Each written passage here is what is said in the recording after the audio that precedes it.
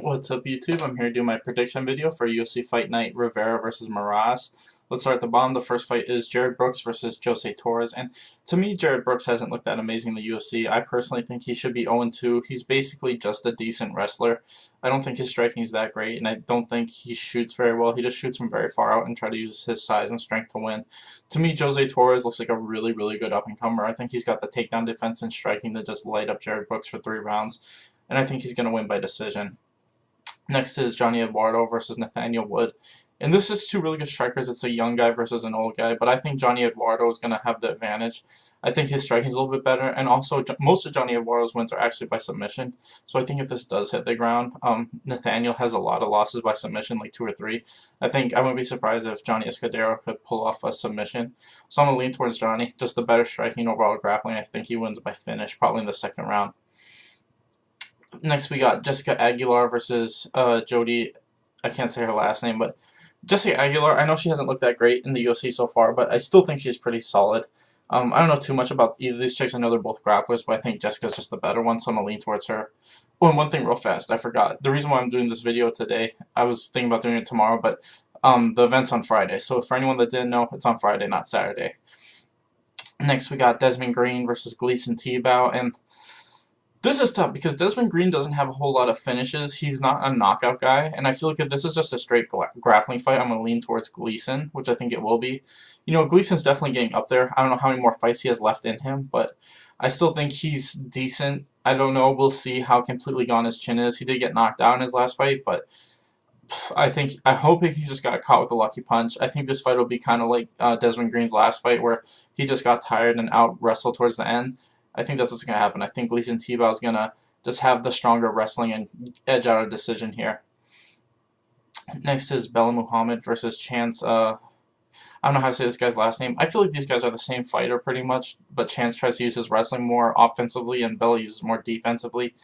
I just think Bella's got the more technical striking, and I think that's what's going to happen. I think he's going to piece him up with the striking and win by decision. Bella's not a great knockout guy, but I think he'll just rack up the points and win by 30-27 decision. Next is Nick Lenz versus David Taymor, and to me, David Taymor's too hot right now. I feel like, you know, he's like 4-0 in the UFC. I think he was 3-0 outside the UFC. He's beating all the up-and-comers.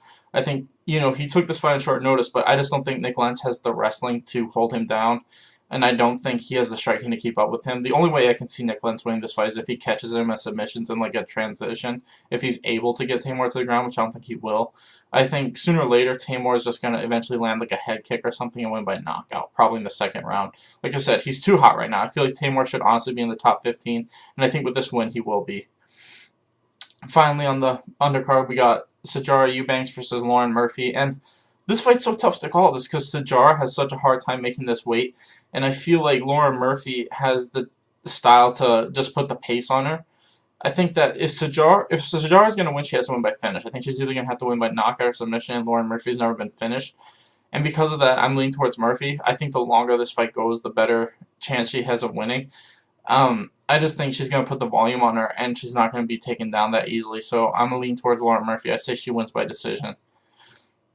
On to the main card, we got Gil Vellante versus Sam Alvey, and this is basically two big strikers versus each other. You know, Gil likes to use his wrestling offensively a little bit, but I don't think he's good enough to take down Sam. Sam Alvey's takedown defense is too good, in my opinion. And I think that this fight favors Sam Alvey just because Gil Vellante, the way he fights, he likes to put a lot of pressure on people, and he's not great at playing like a counter game. And I feel like that's what Sam Alvey wants. Sam Alvey's at his best when guys are coming at him. His counterpunching is really good when guys just come at him, like how Gil Vellante loves to come at people, and that's what I see happening. I mean, we've seen Gil Vellante get knocked out a couple times because of counterpunching, and that's just what, like I said, Sam Alvey I don't think's ever been knocked out. I think he got TKO'd once just because the ref stopped it a little bit early, but other than that, I think, you know, he's got the better chin and he hits harder. So I think that Gil Vellante is going to be coming at him. Eventually, Sam Alvey hits him with the counterpunch and knocks him out, and I think it'll happen in the first or second round. So yeah, I got Sam Alvey by KO. Next is Julio Arce versus Daniel Taymor. He's the younger brother of David, but to me, he looked good, but he gassed so hard in his last fight. It makes me afraid to pick him. I feel like his striking is so good, but the way he gassed is just, it's not assuring. I feel like Julio Arce showed in his debut that he can fight at the same consistent pace for 3 rounds. When he fights at a pretty high pace, he doesn't have a lot of knockout power, but his striking's very solid, and his wrestling and like defensive wrestling game were both very solid. And because of that, I just feel like Daniel Tamor will probably win the first round. But if he can't finish him, which I don't think he will, he's probably going to lose the next 2 rounds. And I think this is what happens. I think Tamor wins the first, and then Julio Arce just picks up the second and third. And this is exactly like Daniel's last fight. So I got Julio Arce winning by 29-28 decision, just with his more consistent striking and better cardio. Next, we got Jake Allenberger versus Ben Saunders, and both these guys are in the same situation. They've been like in and out of like the top 15-ish for most of their career. They're both solid guys, but they're definitely like towards the ender part of their career. I'm going to lean towards Ben Saunders. I just feel like he still shows that he's decent. He's just having a hard time beating the better people. As where Jake Allenberger, to me, other than that one lucky body kick win against Matt Brown, I feel like he's gone like 1-5 in his last 6. I feel like Ben Saunders is still able to put up decent wins and good fights against consistent people, as where Jake Allenberger is just losing really quickly. I think unless Allenberger can with like that first combo like he did against Matt Brown in that first minute, I think the longer this fight goes, the more likely it is Ben Saunders will eventually win by knockout or like win by submission. So I'm going to say Ben Saunders wins by like second round, either knockout with like a knee from the clinch or like a submission. Next, we got Walt Harris versus Daniel Spitz. And to me, Walt Harris, he is on a 2-fight losing streak, but one of those was to Verdum, who he was not going to beat at this point in his career. I think he's too green to fight somebody like that. And the other one was a fight where he was winning, but then accidentally threw a head kick after the end of the round and, got DQ'd. Daniel Spitz is 1-1, and he got outstruck by Michael Godbeer. I feel like Walt Harris is a much better striker than Mark Godbeer is. I think that he's more athletic. I think his wrestling game is also a lot better, too. I just feel like I said, I think Walt Harris is going to put the pace on him, and he's going to have better striking and more consistent striking throughout. And if he needs to take it down, I think he can. I think his wrestling is good enough to take down Daniel Spitz whenever he wants. And that's what I see happening. I think Walt Harris is just a faster, more athletic, and better striker. And he's probably going to win by decision or maybe a late KO, like in the second or third, like from ground and pound or something. Next, we got the co-main event, Gregor Gillespie versus Vince Pichel. And this fight's really tough just because Gregor Gillespie, to me, has shown some holes in his game in his last couple of fights. He's shown that he is hittable. He relies a lot on his wrestling to get shit done. And it is very good wrestling. And his ground and pound and submission game when he's on top is amazing. But his takedown defense is also just, it's good. I'm not going to say it's bad, but I feel like that's what he relies on. It's like if the striking isn't working, then that's what he goes to, and that can make him predictable. He's still an amazing fighter. I'm not trying to say that he isn't. Like, he probably will win this fight, but I just feel like, for some reason, I just feel like Vince Pichel is going to be able to stuff the takedowns and outstrike him on the feet. And I wouldn't be surprised if Vince catches him and knocks him out, just because in his last couple of fights, I've seen holes in Gregor's game that Vince Pichel doesn't have. Vince Pichel doesn't have very many holes in his striking game. I mean, he's hittable, but I've never, other than the debut fight he had where he lost to Rustam Habilov with the, where he got knocked out from the suplexes, he's looked great in his last 4 fights. These guys are both on 4-fight win streaks in the UFC, and I'm just going to lean towards Vince Pichel's takedown defense and better striking to get him the win here. I think he might win by knockout in the first or second round.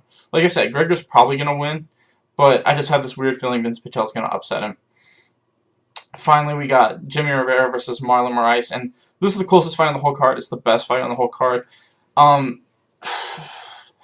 To me, the biggest factor is that I think Marlon Moraes just hits harder. I don't think that Jimmy Rivera is going to be able to take him down and hold him down. I think neither of these guys will be able to do that to each other. And if it does go to the ground, I think Marlon Moraes is going to have a better chance with his jiu-jitsu game. He's got really solid submission skills, which is why he doesn't hit the ground that often. And his takedown defense is too good. So it's going to be a striking fight for as long as this lasts. And I feel like Jimmy Rivera only has like 4 or 5 wins by KO, despite the fact that he's like 21-1. As where Marlon Moraes has like 11 or 12. And this is what I think is going to be the biggest factor, is they're probably about even in striking. Jimmy Rivera is probably a little bit faster, but Marlon hits a little bit harder. But Marlon doesn't wind up. They both kind of throw like fast, straight punches, and I think that's the difference. It's just the power that Marlon Moraes has. And I think if they're striking and it's about even, I think when Marlon catches him, it's just going to be doing more damage. And I think eventually Marlon's going to knock him out. I think that like in the 4th or maybe the 5th is when Marlon's eventually going to catch him with something big. And I think he's either going to knock him out or like jump on a guillotine or jump on a rear naked choke. And I think Marlon Moraes is going to win. So anyway, thanks for watching, guys. Please like and subscribe.